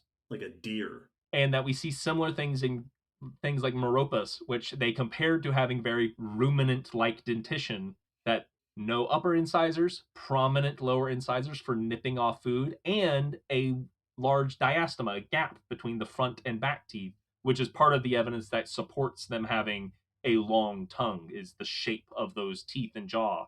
So we've got these browsing animals browsing in different ways and eating different parts of trees and brush, and seemingly living in different environments. Sure, that makes sense. That they are specialized for different habitats. Absolutely. When we look at the two subgroups, we see both that their fossils are found in deposits that indicate different ecosystems and that they seem to be specialized for different environments. The Chalicotheres mostly lived in moist, canopied forests. Yep. Same places we find gorillas. Yep. Very expected. I was going to say, it's gotta be that the Schizotheres are living in open habitats. Yep. And the Chalicotheres are living in more dense forests. That has to be what it is, right? Absolutely it is. Absolutely it is. The environments they're found in support that. Schizotheres lived in it's still forest and woodland, but also savanna. So more open, less jungly. Yes. By the way, listeners, the reason that I say that is because the Schizotheres are more horse-shaped. Yep. They're more walking adapted. They've got those long legs, the long neck, whereas being able to sit down and reach up and grab stuff with your hands is a forest thing. That's just a forest thing to do. That's the thing you do when there's lots of food around and you can sit within arm's reach. Yes, exactly. And they compared also that like Meropus and many Schizotherians have an anatomy very similar in proportion to an okapi, with slightly longer front legs, long neck, forest dwelling. Okapis, the cousins of giraffes, the forest giraffes. Episode And 159.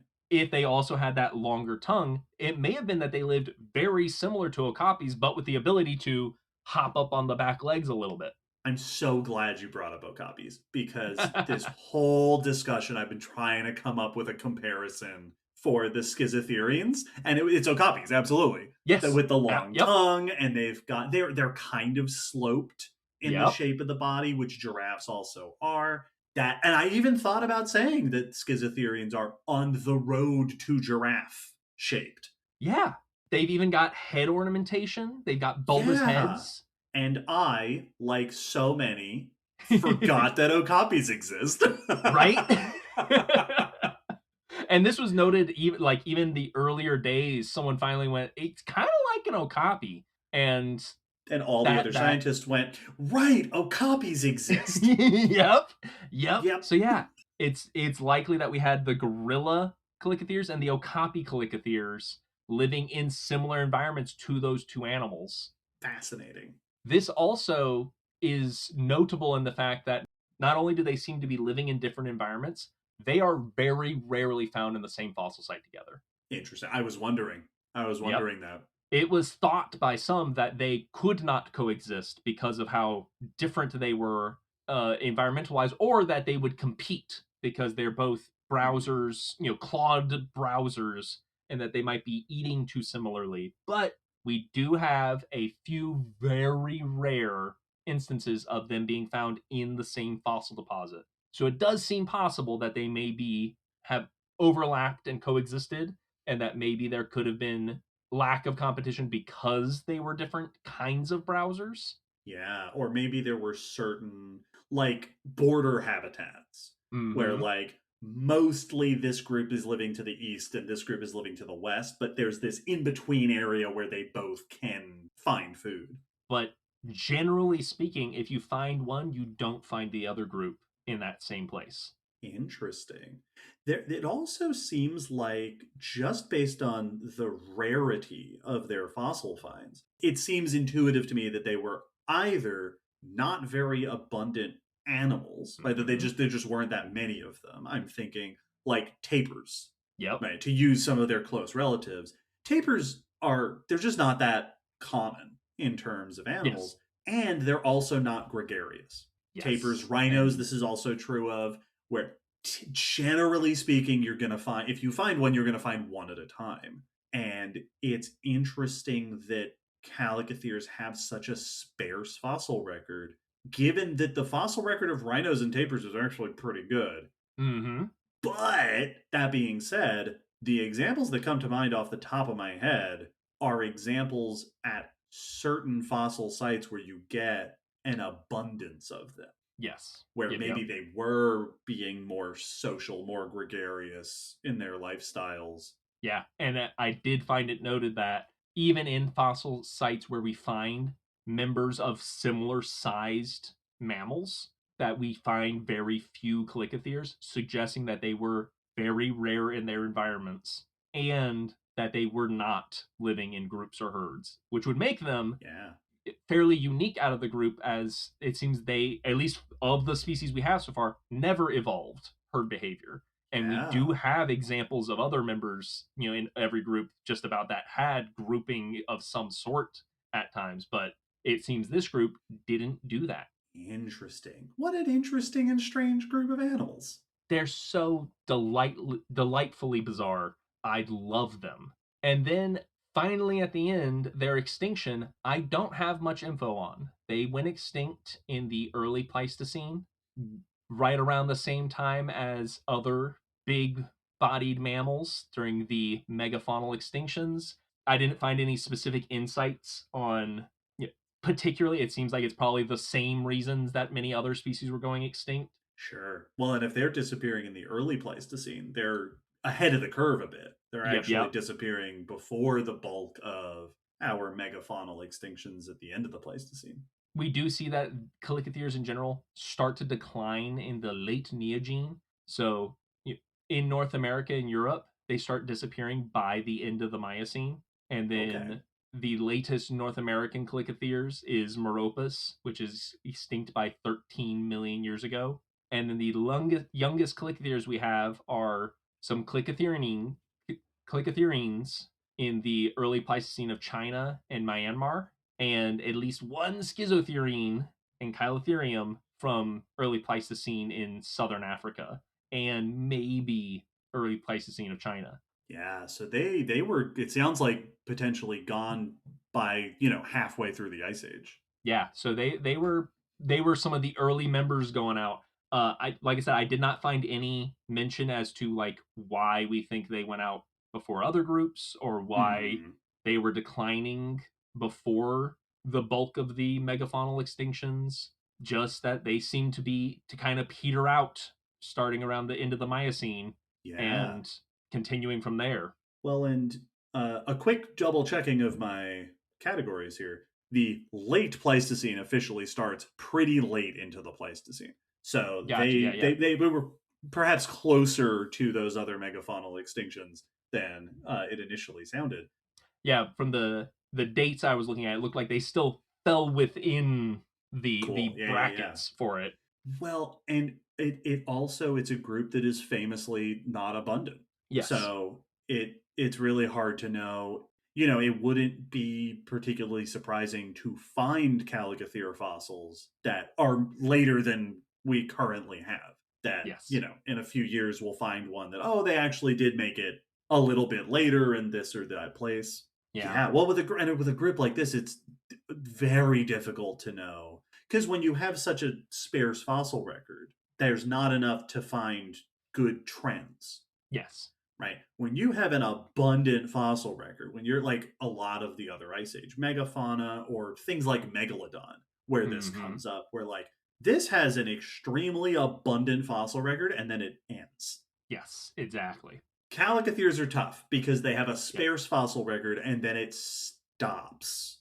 Just like it peters off, and that makes it hard to know for sure the details. Yeah, and so there's could have been island members hanging around somewhere or doing something, but even though they were widespread and around for a very long time, they were never dominant members of their ecosystem. They were never, grouping in large herds. So I think the idea, like, kind of like how bears are today, where they range quite widely, and maybe not as rare. I don't know how the comparison would be, but you're not going to find a herd of bears. Yeah. And you could be in an area for quite some time and never see a bear, even though they do live there, because there's only a handful of bears, on this mountain. Yes. And so that is a kind of group that can actually disappear surprisingly quickly when things change. Yeah. If it's no longer fitting especially because these were big animals. What a fascinating and mysterious group of mammals. I always thought they were cool. I love them so much more now that I've learned all about them. Yeah, that's very neat. Yes. Hope you all enjoyed our analysis of Chalicotheres. If we didn't mention like a favorite member or like a favorite example or something, let us know. If there's other things you think are cool about this group, chime in. You can go onto the Discord and let us know your thoughts about this weird group. Before we wrap up the episode, we have one last thing, which is our patron question. Every episode, we like to answer one of the questions submitted to us by one of our patrons, which you can do if you sign up at certain levels. What's our question for today? This episode's patron question comes from Dr. Foramtastic, who asks, do you have a favorite example of convergent evolution? Something weird or improbable or just really cool? As a reminder for our listeners, Convergent Evolution, episode 70, is the phenomenon where two distantly related, or at least not very closely related, groups of life evolve surprisingly similar features, typically for very similar functions. Yes. I know Will has favorite examples of convergent evolution. Absolutely, I do. And I felt like this is a very fitting question for this episode because Chalicotheres are so clearly convergent with other animals. We mentioned gorillas and okapi, and that they have this body shape that is for a very similar lifestyle, but wildly different group. Of course, crocodilians and the croc shape is my Sure. favorite top example. This is not a particularly weird or unusual one. That one is kind of one of the standards. I think my favorite weird one is eyes and woodpeckers. Oh yeah. That is one of my favorite examples of convergent evolution. Woodpeckers famously peck into the bark of trees to get at grubs underneath, and they have a long barbed tongue that they fish into the hole to get out the larva. Eye are primates, lemurs, that have chisel-like teeth, and they have this long, skinny, dexterous finger that they tap on the wood to listen for the grub in the hollow spaces, and then they bite a hole into the bark, and then they fish it out with that long finger. So all the same steps as a woodpecker, but with different devices and a completely, one's a bird and one's a primate. Yeah. One of my favorite phrases that I have said many times on the podcast is the way that I like to describe mosasaurs, which are lizards that are convergent with whales, Yep. which is just phenomenal. And I love it so much. Another example that comes to mind, and I don't actually remember the details of this, which is to say it could be wrong, but I'm pretty sure that there are humans, people who live in places like Tibet, have been noted to have certain adaptations in their body systems that seem to be better for high altitude lives.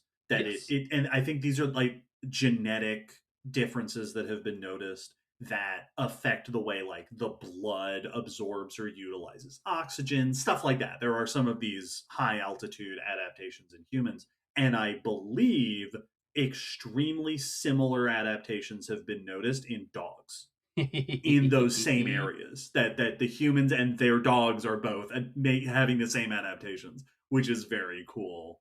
I do love when we find stuff like that where it's like we're trying to figure out whether this group lived this way, and then we realize, oh, your ear bones are the same as this other group that lives this way. And like you don't look like that group in other ways, but your ears do, which suggests you were swimming the same way. Or what I love those little ones that you go, well, what adaptations does that group have to survive there? Oh, their blood vessels are weird, or their, gut is unique, and then you find out, oh yeah, the other one's doing the same thing. I love it. Yes. But probably my top favorite example of convergent evolution, which feels like there's a reason that I've made sure to say a couple others first, because this feels like such a boring answer. I think I am on record having said I think the most ridiculous thing that evolution ever did was evolve flight. Yeah. And the fact that it evolved 4 times in 4 separate unrelated groups of animals is preposterous. That's magic. That is absolutely ridiculous. Well, it's one of those where if we didn't have flying animals today, I think we would be utterly incredulous at the idea of an animal flying. Absolutely. That if it wasn't so common, that if someone from another planet came and went, oh, you don't have any birds, we'd be like, of course not. Gravity exists, you dope. That doesn't make any sense. You're probably wrong. Yeah. The fact that it's common is insane. Yes.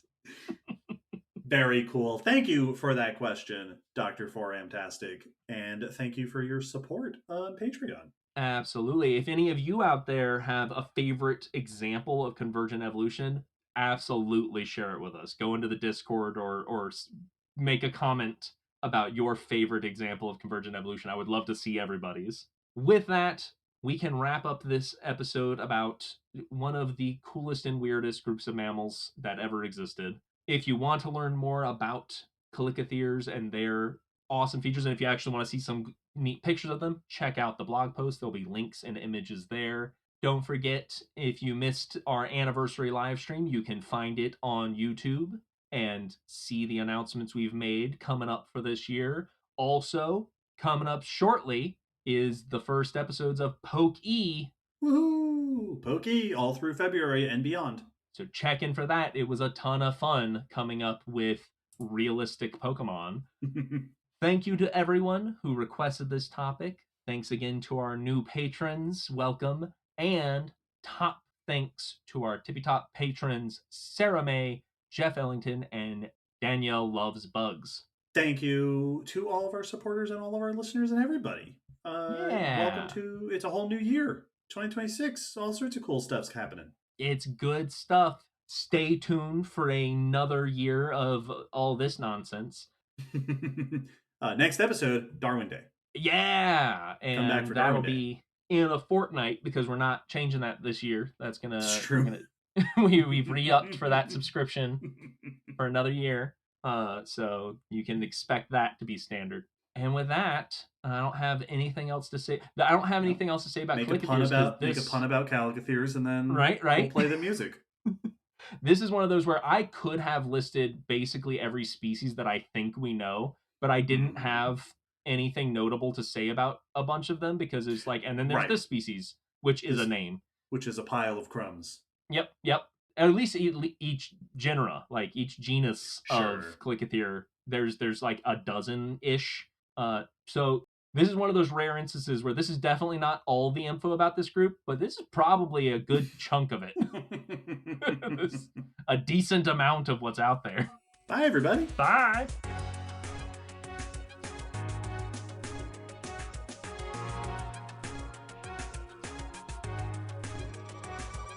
Thanks for listening to the Common Descent Podcast. You can follow us on Facebook, Twitter, YouTube, and check our WordPress blog for pictures and links after each episode. Huge thanks to our patrons whose support helps keep this podcast running and who get access to bonus goodies on Patreon. The song you're hearing is called On the Origin of Species by Protodome, which we found at ocremix.org. Thanks again for listening. We hope you'll join us next time.